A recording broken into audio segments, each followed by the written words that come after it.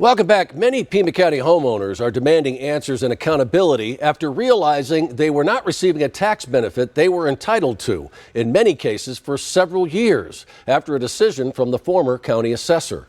Our chief investigative reporter, Cora Nylander, got answers in today's News 4 Tucson investigation. Well, this is a letter the Pima County assessor is getting ready to send out to many homeowners, making sure they understand their home's classification. This is after many homeowners went years under the wrong classification, costing them hundreds of dollars in lost tax benefits. It's like we're dealing with a shady car lot. We're being ripped off. It would be about $1,800 that I feel like I've been out over the past 3 tax years. We're talking about our government.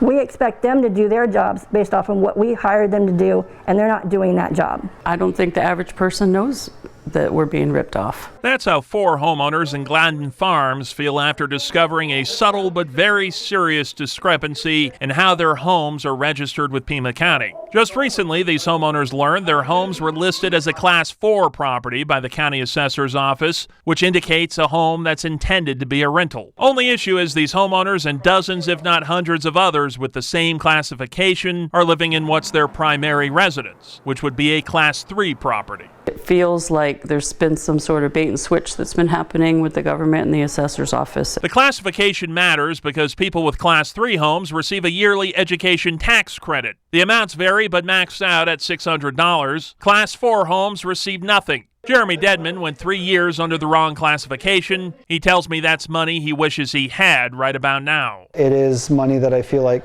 should have been mine, and I could use either pay something off or, definitely could go on a vacation for $1,800. We addressed it. Suzanne Druby is the Pima County assessor. She says there was a decision made by her predecessor, longtime county assessor Bill Staples, to classify every new build as a rental property by default instead of a primary residence. Why would it ever be done that way? Because it's just anyone who purchases, most of the people who purchase a home purchase it to reside in it. Mr. Staples made decisions based on what was happening and what the current atmosphere was. And at the time, I would imagine that he had his reasons for thinking this was the best course of action.